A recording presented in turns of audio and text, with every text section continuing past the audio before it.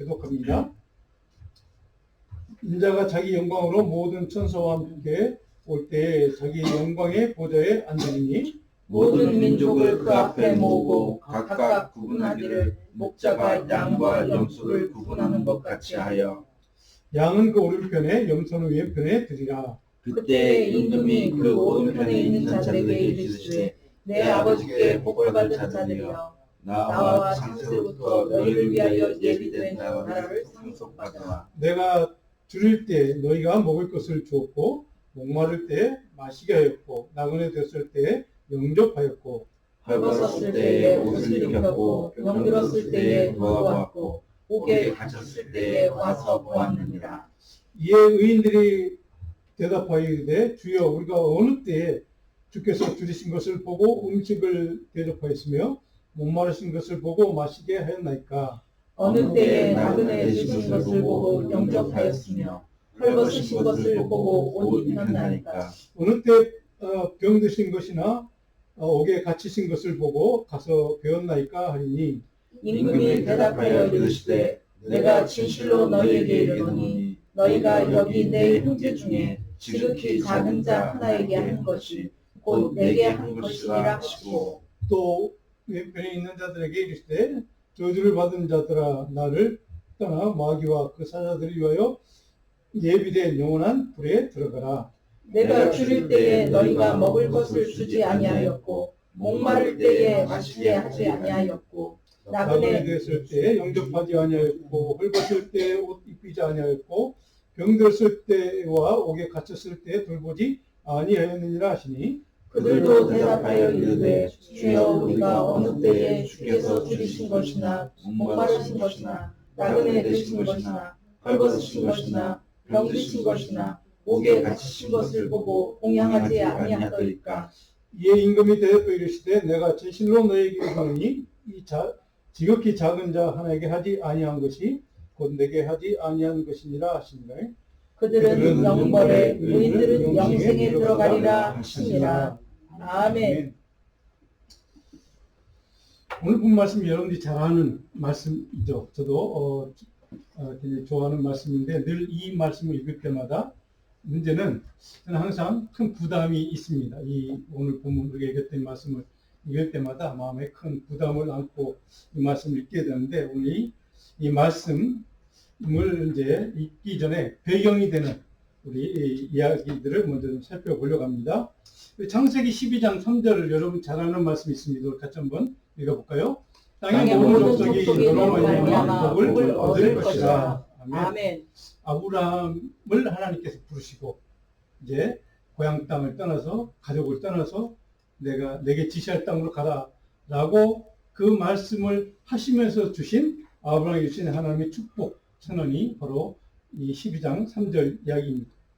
저는 이 말씀을 읽을 때마다 여러분도 마찬가지일 것 같은데 크리스찬이라면 누구든지 하나님께서 아브라함에게 약속하신 이 말씀, 이 12장 3절의 말씀에 대해서 하나님 주시는 저런 축복, 아브라함이 받았던 저 복을 나도 누리면 좋겠다. 나에게도 저 복이 하나님께서 풍성하게 좀 주시면 좋겠다. 저 언약의 약속이 내게 주신 약속이면 좋겠다.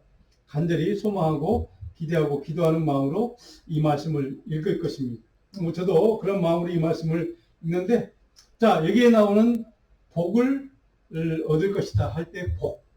자, 도대체 하나님이 말씀하신 복이란 도대체 뭘까? 복의 의미, 성경적인 의미에 대해서 좀 간단하게 먼저 개론적으로 살펴보고 오늘 본문을 묵상하려고 합니다. 자, 이게 복을 주신다. 히브리 단어의 구약에 복이라는 단어, 복을 주신다는 말은 바로 이 말은 뭐냐면 하나님이 주시는 건데, 그러니까 주책 하나님입니다. 하나님께서 풍성한 복을 누리게 하시는 거니까 풍성한 은혜를 누리게 하시는 것, 이것을 이제 복을 주신다라고 표현을 했습니다. 그러니까 마태복음 5장 3절에 보면 같이 한번 읽을까요? 심령이 가난한 자는 복이 있나니. 여기 예수님의 말씀 복과 창세기 1장 28절에 우리가 잘 아는 말씀, 인간을 만들어 놓으시고 하나님께서 복을 주셨다. 이제 하나님이 그들에게 복을 주셨다라고 하는 그 복이 이제 어떤 의미가 다른가, 구약과 신약의 차이가 무엇인가, 이제 우리가 좀 그걸 살펴보려고 하는데, 물론 같은 의미입니다. 네, 신약에서 우리 예수님이 말씀하신 산상순에 나오는 복, 그것은 하나님께서 은혜를 베풀어 주심을, 하나님이 은혜를 베풀어 주심으로 우리 인간이 행복을 누릴 수 있는 그러한 행운, 바로 그 복을 얻는 사람, 그것을 복 있는 자, 이렇게 표현한 겁니다. 하나님이 주심으로 풍성하게 베푸시는 은혜로 말미암아 누리는 그러한 복, 기쁨, 이런 것들을 이렇게 이 단어로 표현했다는 것이죠. 근데 여기에서 강조하고 싶은 것은 철저하게 하나님의 주도권을 강조하고 있다는 겁니다. 하나님이 주시는 것, 하나님이 하시는 일이라는 것이죠. 자, 그래서 우리 크리스찬에게 복이란 뭐냐? 하나님이 주시는 것이다. 그러니까 내가 운이 좋아서, 내가 선한 일을 많이 해서, 내가 좋은 일을 많이 해서, 아니면 내가 자선을 많이 베풀어서, 예, 그런 것이 아니라 하나님의 사람에게 베푸시는 그것을 우리는 보통 복이다, 은혜를 복이다 이렇게 표현한다, 기억하시면 좋을 것 같습니다. 자, 오늘 본문 말씀, 우리가 읽었던 말씀은 마태복음에만 나오는 말씀입니다. 종말의 때 메시아로 오시는 예수님이 최후 심판하실 때 심판의 판단 기준을 제시하는 말씀이기도 합니다. 이 땅에 살면서 전심으로 하나님의 복을 누리기를 원하고 갈망하는 사람, 다시 말로 하면 하나님의 삶, 하나님 나라 백성들의 삶에 필요한 사회적인, 윤리적인 기준, 삶의 원칙을 제시해주는 말씀이기도 합니다. 하나님 나라의 삶의 원칙, 행동 강령, 이렇게 이해하시면 오늘 본문을 우리가 그런 말씀이구나 하는 것을 좀 이해하고 말씀을 좀 깊이 들어가 보려고 합니다. 자, 오늘 제가 설교노트에 보면 하나님의 최후 심판 방식, 기준은 무엇인가? 그것은 구별된 삶을 사는 겁니다. 구별된 삶을 사는 원칙이 무엇인가? 우리가 어떻게 세상에 살면서 세상 사람들과 크리스찬으로서 구별된 삶을 살 것인가라고 하는 원칙, 분명한 또 그 원칙대로 살면 하나님께서 우리가 어떻게 보응하시는가, 이것을 기록한 말씀이 31절로 34절에 시작하는 내용이 바로 그런 내용입니다. 31절에 보니까 인자가 자기 영광으로 모든 천사와 함께 올 때, 마지막 최후 심판 때, 그때를 얘기합니다. 자, 32절에 보니까 모든 민족을 그 앞에 각각 구분하기를. 자, 구분한다는 단어가 중요합니다. 목자가 양과 염소를 구분하는 것 같이 구분하실 것이다 라고 하는 이 구분한다는 동사가 중요합니다. 구분한다는 겁니다. 예수님은 마지막 때 이 땅에 심판을 오셔서 하나님의 사람과 아닌 사람을 반드시 나눈다는 뜻입니다. 우리 이것을 깊이 간직해야 됩니다. 하나님 반드시 구분한다, 나눈다는 것을.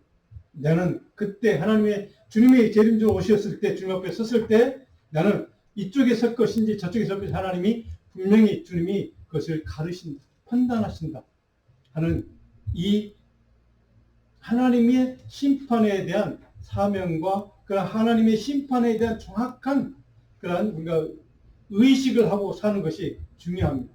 그것이 우리의 삶의 길을, 방향력, 또 우리의 삶의 목적을 바꾸기 때문에 그렇습니다. 문제는 바로 그 의식이 없으면 자기 생각, 자기 판단, 자기 의지가 더 중요합니다. 자기 의지대로, 자기 생각대로, 자기 판단대로 살아갈 수밖에 없는 게 우리 인간입니다. 그래서 오늘 이 본문 말씀은 그런 의미에서 모든 인간에게 주시는 반드시 내가 구별할 것이다, 구분할 것이다 라고 하는 이 위기의식, 이것을 우리는 마음속에 기억하고 간직하고 오늘 본문 말씀을 좀 묵상해야 합니다. 자, 근데 어떻게 구분하는가? 33절 우리가 잘 아는 말씀이죠. 양은 그 오른편에, 염소는 왼편에. 그러니까 오른쪽과 왼쪽, 양과 염소를 나누듯 이렇게 나눈다. 물론 어떤 기준에서 구분하는가? 이제 이것을 우리는 오늘 살펴보려고 하는 겁니다. 자, 어떤 기준, 어떤 가치로 판단하는가? 그것을 구분하는가? 하는 것을 우리는 구약 성경에서 깨닫게 됩니다. 자, 에스겔 34장 16절로 17절 말씀을 보면 바로 그 기준에 대해 정확히 기록되어 있습니다. 같이 한번 읽어볼까요? 그 잃어버린 자를 내가 찾으며 쫓기는 자를 내가 돌아오게 하여 상한 자를 내가 사함에 주며 병든 자를 내가 강하게 하리라. 나의 양떼에 너희여 내가 양과 양 사이의 순양과 순양소 사이에서 심판하노라. 물론 이 구약에서는 양이 있고 그 다음에 순양, 순양소 이렇게 따로 이렇게 구분이 됐지만 오늘 본문 말씀에 예수님은 다 단순화시켜서 양과 염소, 오른편, 왼편 이렇게 구분을 하겠다고 말씀하고 있습니다. 자, 그렇게 구분하신다는 것, 우리 이 말씀이 왜 중요한가? 하나님의 공의에 따라 주님은 심판주는 판단하시고 구분하실 거라는 뜻입니다. 우리의 삶이 하나님의 의에 따라 판단받는다. 그러니까 하나님의 의의 기준에 따라 우리의 삶의 열매를 놓고 삶의 과정을 놓고 하나님이 판단하시고 결정하시고 구분하십니다. 이것이 굉장히 중요한 말씀입니다. 자, 메시아 예수 그리스도가 오시면 바로 그 기준을 가지고 우리를 판단하시고 왼편과 오른편 이렇게 구분하실 것이다 라고 하는 것을 예표하는 말씀이 바로 에스겔서 34장.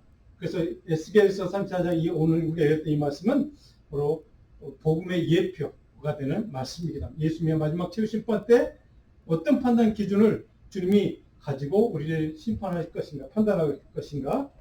자, 34절을 보면 그에 대한 보응은 무엇인가 하는 것을 기록하고 있습니다. 오늘 본문에 34절 보니까 그때 임금이 그 오른편에 있는 자들에게 이르시되 내가 어떻게 복받을 자들. 자, 복받을 자들. 복을 주신다는 것이죠. 바로 여기에 오늘 우리가 깊이 생각하는 묵상의 주제가 있습니다. 예비된 나라를 상속받으라 하는 게 보응입니다. 하나님이 구분하셔서 하나님이 원하는 사람들, 하나님의 백성들, 그런 삶을 살았던, 그런 인생의 열매를 맺었고 하나님을 기쁘시게 했던, 하나님께 영광을 올렸던 그런 사람에 대해서 하나님께 복받을 자에게 주시는 상급은 무엇인가? 예비된 하나님의 나라를 기업으로 받을 것이다 라고 하는 게 상급이라는 것이죠. 자, 그렇다면 오른쪽에 구별된 사람들은 하나님 나라 상속자가 되고 천국 백성이라는 거룩한 하나님의 백성임을 인정받는다 라는 것을 우리는 알 수가 있게 됩니다. 그런 사람들을 따로 구별하신다는 것이죠. 자, 그래서 하나님이 예비해 주신 복되고 영원한 하나님의 나라를 기업으로 받는 사람, 우리는 보통 그것을 천국 백성, 예수 그리스도의 참된 제자, 이렇게 우리는 표현합니다. 자, 그런 의미에서 저와 여러분, 우리 크리스찬들은 이런 하나님의 복을 소망하고 갈망하며 살아가는 하나님 나라를 소망하고 그것을 기대하고 갈망하는 하나님 나라 백성들로 이 땅에 살아간다는 것이죠. 그런 의미에서 우리의 영적인 정체성은 이 땅에 살아가는 하나님 나라 백성, 미래 우리가 지역으로 상속받게 될 영원한 하나님의 생명과 구원과 그 나라, 그 은혜를 우리는 미리 이 땅에서 맛보고 누리는 하나님의 백성들. 이렇게 우리의 정체성을 규정하면 이 말씀이 또 실제적으로 우리 마음속에, 우리 신앙 속에, 삶 속에 와 닿는 말씀으로 다가올 것입니다. 자, 그런데 이런 영원한 하나님 나라 승복받는 복받는 백성, 바로 이 백성이 우리가 소망하고 갈망하고 그런 소망이 있기 때문에 우리는 바로 하나님의 공의에 하나님 오른편에 구별될 존재로 그렇게 살아야 될 책임, 의무가 있다는 것이죠. 크리스찬의 사명이란 바로 이런 삶을 사는 겁니다. 우리 이 땅에 살아가는 것, 바로 그것은 물론 영원한 나라 생명을 얻기 위해서, 영원한 구원을 얻기 위해서 물론 예수 그리스도를 믿고 그 믿음으로 인해서 주님을 영접하고 그 주님 때문에 영원한 생명을 얻는 것이 우리가 신앙생활의 목적이고 의미이긴 하지만 중요한 것은 끝까지 하나님의 그 심판 때 섰을 때, 마지막 최후 심판 때 그 순간에 그 판단 앞에서 정말 오른편에 설 수 있는, 구별될 수 있는 하나님의 사람으로 살 수 있는지, 이것이 중요하다는 것이죠. 아멘. 그런데 예수님이 오늘 이 비유를 통해서 진짜 전하고 싶은 핵심 메시지가 있습니다. 그들의 삶인 도대체 무엇이 달랐길래 오른편에 구별된 하나님의 복받은 자로 구별될 수 있었을까? 도대체 그들의 삶은 우리와는 무엇이 달랐을까? 하나님 그렇게 그들을 복받을 자로 구별해 주셨을까? 예수님은 하나님 복받아 누리기를 소망하는 저와 여러분들에게 오늘 이 시대를 살아가면서 우리가 어떻게 해야 하나님 복받은 자로 구별될 수 있는지 하는 것을 우리에게 어떤 삶을 살기를 바라는가 두 가지를 오늘 살펴보려고 합니다. 자, 첫 번째로 제가 설교할 때 이렇게 제목을 달았습니다.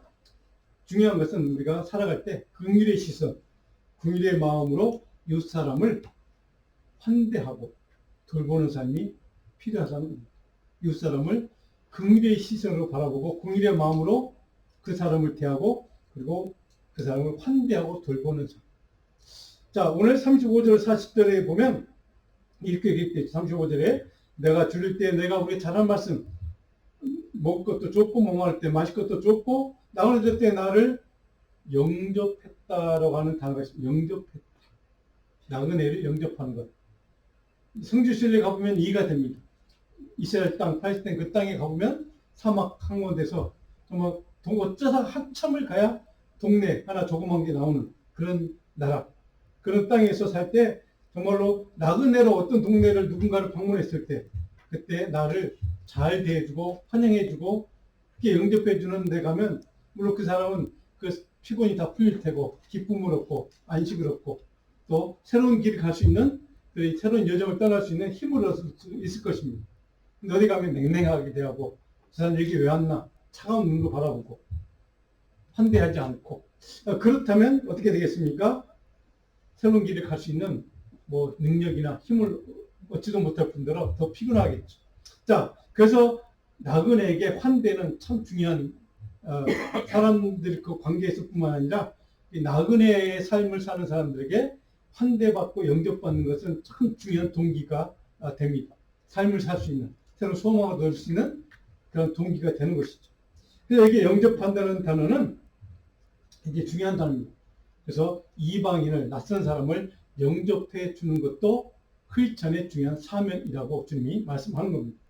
누군가를 자기 삶의 울타리 속에 품 안에 공동체 안에 품어주는 것을 여기서 우리가 얘기하는 환대에서 영접이라는 단어로 표현한 겁니다. 그러니까 낯선 사람, 잘 모르는 사람, 처음 보는 사람이지만 그 사람이 어색하지 않도록 쑥스럽지 않도록 그 사람을 이렇게 평안하게 느낄 수 있도록 그렇게 영접해주고 품어주는 것. 이것이 나그네에게 참 중요한 일이다. 근데 오늘 예수님이 그걸 강조하는 겁니다.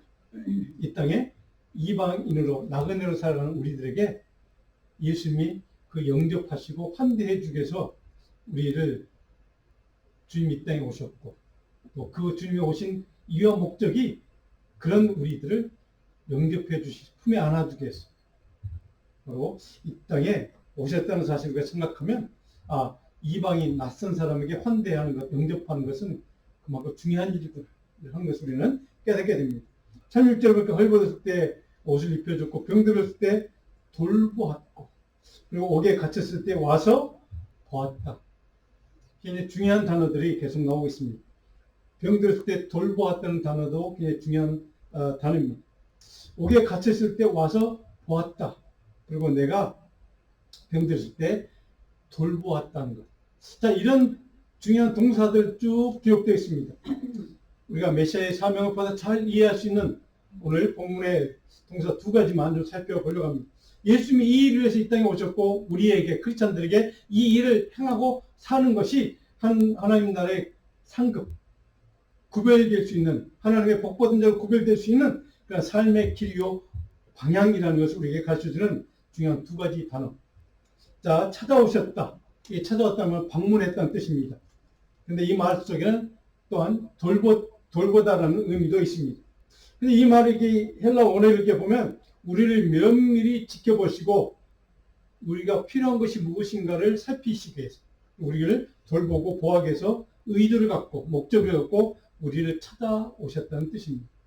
그것이 우리는 그것을 성육신이라고 하죠. 예수님이 이 땅에 오신 것. 우리를 돌보기 위해서 우리에게 필요한 것, 영원한 생명, 구원을 필요한 것을 우리에게 주기 위해서 바로 우리를 지키고 보호하기 위해서 이 땅에 주님이 오셨다는 것. 바로 우리는 이것을 메시아 사건이라고 합니다. 그 다음에 중요한 동사가 와서 보았다. 감옥에 갇혔을 때 나를 와서 보았어. 나를 만나주었어. 자, 여기서 와서 보았다는 말은 돌보기 위해서 그 사람이 무엇이 필요한지 세밀하게 관찰하고 그것을 충족시켜주는 것을 뜻한 단어입니다. 감옥에 있는 사람에게 무엇이 필요하겠습니까? 뭐 먹을 것 다 주겠죠. 뭐 옷도 뭐 수입 뭐 있으면 되니까. 자, 그런데 그런 감옥에 있는 사람을 찾아가서 보았다. 그 사람이 무엇이 더 필요한가를 세밀하게 관찰하고 그것을 채워주기 위해서 방문했다. 물론 외적인 것이 아니겠죠. 영적인, 그 심리적인 그런 마음이 무엇이 필요한가 이루하고 하는 것을 했다는 그런 의미를 합니다. 자, 그런데 바로 그런 일들을 하기 위해서 주님이 이 땅에 오셨고 그 일을 우리에게 맡겨주셨다는 사실이 중요합니다. 자, 주님의 긍휼과 사랑은 무엇일까? 주님이 우리에게 긍휼을 베푸셨다. 우리에게 사랑을 베푸셨다. 우리 것을 보통 십자가 사건, 예수님의 그 보혈 사건, 그리고 부활 사건, 뭐 이런 것들을 우리는 보통 간단하게 표현합니다. 근데 그 십자가 사건의 의미 가운데 중요한 게 바로 이겁니다. 우리들을 영원히 죽을 수밖에 없는 저와 여러분들을, 죄인들을 우리에게 필요한 것, 영원한 생명, 구원을 주기 위해서 이 땅에 주님이 찾아와 주시고 우리를 방문해 주시고 하나님이 친히 몸소 이 땅에 오셔서 나를 돌보시기에 이 땅에 오셨다는 사실. 이것이 복음입니다. 이것이 크리스찬의 믿음의 내용입니다. 자, 그렇다면 주님이 강조하신 우리가 이런 일을 해야 될 대상은 도대체 누군가? 잘하는 말씀이죠. 어떤 행동이 주님이 원하시는 행동인가? 4절에 보니까 내가 여기 내 형제 중에 지극히 작은 자 하나. 형제 중에 지극히 작은 자 하나. 자, 작은 자들이라고 하지 않았어요. 작은 자 하나. 한 사람에게라도 그렇게 행하는 삶을 나는 요구한답니다. 그런 삶이 곧 내가 너희를 복받을 대로 구별할 수 있는 기준이 된다는 뜻입니다.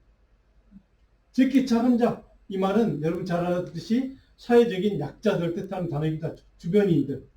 세상 주류 사회에 끼지 못하고 항상 변방에서 소외되고 따돌림 당하고 이렇게 살아가는 사람들. 그렇게 연약한 삶을 살아가는 그런 사람들 가운데 하나라도 이렇게 돌볼 수 있는 삶을 살면 나는 그 사람을 복받은 자로 구별해 줄 거야. 라고 하는 게 주님의 뜻입니다. 주님의 메시지입니다. 사랑하는 성도 여러분, 물론 저와 여러분도 지극히 작은 자일 수 있습니다. 돌아보면 우리 주변에 나보다 더 작은 자가 있습니다. 그런 사람들 한 사람이라도 우리가 예수님이 오늘 우리가 몇 가지 살펴드린 동사들처럼 돌봐주고 방문해주고 또 그런 걸 통해서 우리가 누군가 한 사람에게 위로해주고 힘을 주고 권면하고 또 그 사람에게 새로운 살 힘과 능력과 소망을 줄 수 있는 그런 삶을 살 수 있다. 그래서 주님은 복받은 대로 구별해 주실 것이다. 이것이 오늘 모든 크리스찬들에게 주시는 주님의 명령입니다. 우리의 사명이죠. 문제는 오늘 우리가 그렇게 살고 있느냐가 문제죠. 누가복음 1장 68절을 보면 바로 예수님의 그 이 땅에 오신 목적, 우리 크리스찬을 맡기는 사명을 누가는 이렇게 요약합니다. 같이 읽어볼까요? 찬송하리라 주 이스라엘의 하나님이여 그 백성을 돌보사 속량하시며 이 땅에 메시아가 오셔서 그 백성을 돌보시고 속량, 구원하시기 위해서 오신 것이 주님이 이 땅에 오신 목적이라는 것이죠. 누가복음 7장 16절 같이 읽어봅니다. 큰 선자가 우리 가운데 일어나셨다 하고 또 하나님께서 자기 백성을 돌보셨다.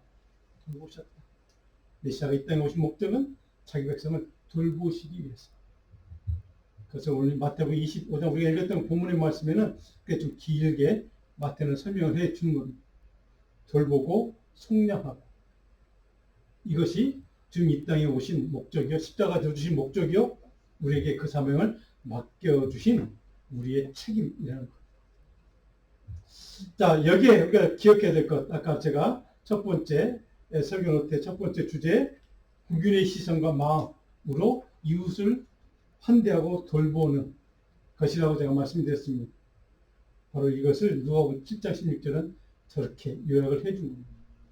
자, 이 세상에 찾아오시고 방문하시고 세밀히 자기 백성을 감찰하시고 지키시고 돌보시고 그들의 필요가 무엇인지를 채워주시게 오신 그런 우리와 같은 자를, 지극히 작은 자를 돌보시게 오신 그 주님의 긍휼의 마음, 그 시선, 그것이 아니었다면 우리가 어떻게 구원받을 수 있는 기회가 있었겠습니까? 그 주님의 긍휼과 시선과 사랑의 마음이 없었다면 우리가 어떻게 하나님의 백성으로 하나님 복받은 대로 구별될 수 있는 그 은혜를 누릴 수가 있겠습니다. 바로 이것이 우리가 이 지극히 작은 자 한 사람을 돌봐야 돼, 방문해야 돼 책임이 있는 이유입니다. 왜요? 예수님이 나에게 그렇게 해주셨기 때문에, 그렇게 나를 돌봐주셨고 나를 구원해 주셨고 나에게 영원한 생명을 주셨기 때문에. 사랑하는 성도 여러분, 이런 주님의 긍휼과 사랑, 그 마음, 그 시선이 오늘 내게 있는지 다시 한번 점검해 봤으면 좋겠습니다. 나도 모르는 사이에 그 긍휼의 마음과 시선을 놓치지 사는 것은 아닌지. 자, 그래서 오늘 의인들이 예수님, 우리가 예수님한테 그렇게 해드린 적이 없는데 우리가 언제 그렇게 좋은 일을 했습니까? 라고 질문하는 그들에 대해서 37절로 39절에 예수님이 대답하는 이야기, 지극히 작은 자 하나에게 행한 일, 그것이 바로 내게 한 일이야. 내가 그 작은 자라면, 내가 그런 나에게 너희가 그렇게 나를 돌보아 주었고 나를 방문해 주었고 나를 그렇게 어려운 가운데 나를 구해 주었다면 나는 너무나도 감사할 거야. 내가 그렇게 느낄 거야. 그런 믿음으로 나에게 또 지극히 작은 자 환대해 주고 영접해 주고 돌보는 사람은 내가 그렇게 축복할 거야. 라고 하는 게 주님의 마음이라는 것이죠. 여기서 우리에게 주목해야 될 한 가지 중요한 교훈이 있습니다. 하나님의 사람들이 향한 신실한 순종의 삶이 증명되고 드러나는 방식이 있습니다. 크리스찬들은 주님이 지금 말씀하신 거 보면서 얘기하시는 그런 일들이 행할 때 꼭 지켜야 될 원칙이 하나 있다는 것이죠. 그게 무엇인가? 마태복음 6장 3절입니다. 제가 읽어봅니다. 너는 구제할 때 오른손이 하는 것을 왼손이 모르게 하여. 이것이 원칙입니다. 크리스찬은 은밀한 방식으로 하나님의 사람답게 바로 지극히 작은 자를 돌보고 섬기고 찾아가고 방문하고 영접하는 것, 환대하는 것, 이것이 크리스찬의 방식이라는 겁니다. 세상 사람들의 선행 방식과 우리 크리스찬들의 선행 방식의 근본적인 차이가 바로 이것입니다. 세상 사람들은 자기가 작은 일 하면, 선행하면 떠벌립니다. 자랑하죠. 내놓고 들으려고 광고합니다. 그래야 사람들이 좋아하니까. 근데 많은 경우 우리 크리스찬들, 특별히 교회들도 이런 문제가 있습니다. 자랑합니다. 떠듭니다. 왜 이런 일 했어? 이런 선교했어? 이런 큰일 했어? 이것이 주님이 원하는 길일까? 정말 주님이 지킨 자에게 한 사람에게도 그런 일을 행할 때 나 그런 사람에게 누군가에게 이런 일을 했어라고 자랑하고 널리 알리고 광고하고 떠벌리는 것이 주님이 원하는 방식일까? 오늘 이것이 우리가 깊이 생각하고 묵상해야 될 주제입니다. 하나님의 사람의 선행의 근본적인 방식이 무엇인가? 그것은 은밀히 바로 이 방식이 크리스찬들의 방식이어야 되고 모든 교회의 방식이어야 되고 하나님 백성들의 삶의 선행의 원칙이어야 한다는 것이죠. 자, 한국 사회에서 보면 여러분 한국 교회가 세상 사람들에게 한국 많은 언론이나 이런 기독교를 비판하는 사람들에게 욕을 먹는 이유가 있죠. 소수 지극히 작은 교회나 어떤 목회자나 어떤 크리스찬들이 교회 지도자들이 이 굉장히 세상 사람들이 욕할 만한 손가락질 만한 그런 일들을 범하는 사람들이 분명히 있습니다. 근데 지극히 소수죠. 지극히 작은 사람 몇 사람입니다. 그런 사람들이 행하는 일들을 보고 세상 사람들은 욕을 합니다. 교회를 욕하고 목회자를 욕하고 더군다나 주님을 욕하죠. 손가락질합니다. 그것이 너무나 크게 드러나는 것이 너무 부각되는 겁니다. 세상 사람들이 너무나도 관심이 있어 하니까 욕하기 좋아하니까 너무 그게 부각되니까 한국 교회가 욕을 먹기는 합니다. 그런데 우리가 따지고 보면 통계를 보면 은밀하게 오늘 예수님의 방법대로 오른손이 하는 일 왼손이 모두 하는 방법 그 방식대로 정말 하나님의 사람들이 하나님의 교회가 얼마나 선한 일을 많이 하는지 얼마나 큰 일을 하고 있는지 따져보면 참 우리 한국 교회 우리 크리스천들 좀 위대한 일을 많이 합니다. 실제로. 그런데 소수의 사람들 때문에 욕을 먹는 것 그것이 더 부각되니까 교회가 욕을 먹고 예수님이 욕을 먹는 것이죠. 왜 도대체 우리 많은 크리스찬들이 그런 선한 일을 하면서도 왜 알려지지 않을까? 이분은 딱 이겁니다. 예수님의 방식이기 때문에 그렇습니다. 하나님의 방식입니다. 우리 주님께서 그렇게 행하라고 가르쳐 주셨기 때문에 그렇게 하는 것이죠. 그 신실한 그리스도인 하나님 나라 백성들의 삶의 방식. 반대로 왼편 쪽 염소 쪽으로 그러한 구별된 사람들, 영원한 저주받은 사람들, 징벌받을 그런 사람들의 삶의 모습과 기준 방식은 무엇인가? 오늘 설교할 때 제가 크게 두 번째로 이웃을 한대거나 돌보지 않는 긍휼을 성실한 사람들, 긍휼의 마음, 긍휼의 시선을 잃어버린 사람들, 그래서 자기 중심적인 삶을 사는 사람들, 그런 사람들은 41절부터 쭉 오늘 본문에 보면 저주받을 자들이라고 구분합니다. 그리고 우리 잘 알죠? 왼편에 염소로 그렇게 구별합니다. 자, 도대체 왜 주님이 그렇게 평가하시고 그렇게 판단을 그렇게 구별하실까? 하나님의 긍휼의 마음을, 시선을 상실했기 때문에 그렇습니다. 오늘 42절에 45절에 기록된 내용 보면 하나님의 사람과 정반대되는 방식으로 그들은 살았던 것을, 그런 가치관을 가지고 살았던 것을 우리는 보게 됩니다. 특히 작은 자들에게 긍휼의 마음으로, 긍휼의 시선으로 바라보고 그들에게 하나님이 맡겨주신 선한 일들을 행하기를 원했지만 그들은 정반대 길을 택했다는 것이죠. 거기에 그들의 문제가 있고 저주받은 자로 구별될 이유가 거기에 있습니다. 하나님은 오늘 중요한 것은 우리가 소망이 있습니다. 크리스찬들이 그런 소망이 있죠. 왜? 우리가 그렇게 특히 작은 자에게 주님이 우리 행하신 것처럼 돌보고 환영하고 영접하고 환대하고 그를 방문해야 될까? 왜 그렇게 살아야 될까? 그것도 알려지지 않도록 은밀하게. 46절에 의인들은 어디에 간다고요? 영생에 들어가기 때문에. 그것이 주님의 약속, 하나님의 약속이기 때문에 우리 이것을 믿기 때문에, 이것을 소망하기 때문에 우리 그렇게 살 수 있게 된다는 뜻입니다. 바로 이것이 오늘 예수님의 핵심적인 내용입니다. 자, 그렇다면 잠언 19장 16절 17절에 보니까 어떻게 우리는 오늘 이 시대를 그렇게 하나님이 주님이 맡겨주신 이 사명을 바로 어려운 일을 긍휼의 시선과 마음으로 특히 작은 데를 바라보고 돌보고 방문하고 환대하고 그렇게 우리는 살 수 있을까?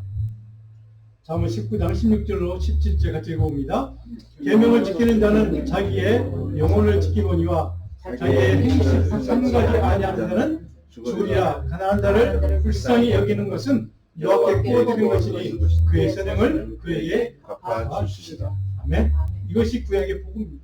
예수님이 이 말씀을 하신 겁니다. 자기의 행실을 삼가는 삶을 살아. 자기 언행을 삼가라는 것이죠. 하나님의 말씀에 따라 말씀에 벗어나는 말과 행동은 하지 말라는 것이죠.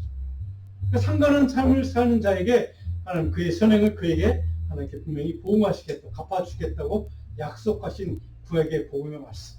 바로 이것이 오늘 우리가 했던 잠언 19장 16절 17절의 말씀이긴 합니다. 오늘 예수님이 마태복음 25장에서 해주신 이 비유의 말씀이 바로 같은 맥락의 메시지입니다. 사랑하는 성도 여러분, 오늘 우리들에게 주어진 사명, 책임이 있죠. 그것은 예수님이 오늘 말씀하신 그대로입니다. 제가 설명할 내용도 없습니다. 그냥 성경을 읽으면 이해가 되는 말씀입니다. 중요한 것은 오늘 그런 사람들을 방문하고 환영하고 찾아가고 돌보고 이것들을 주님을 통해 이미 받았고 누렸던 존재들입니다. 지금 이 순간에도 주님이 우리를 돌보거나 우리를 환대해 주시지 않거나 우리를 방문해 주지 않는다면 우리는 할 수 없는 존재들입니다. 그런 은혜와 그런 하나님의 긍휼의 마음과 시선으로 날마다 우리가 새 힘을 얻고 소망을 얻고 살아가는 저와 여러분들에게 주님이 이 사명을 맡겨주셨다. 그래야 하나님의 복받은 자로 하나님의 그런 천국 백성으로 우리를 보응하시겠다는 이 약속을 우리가 믿는다. 오늘 이 교회가 어떤 삶을 살았는지, 우리 성도들이 어떤 믿음의 길을 가야 하는지 그것은 자명합니다.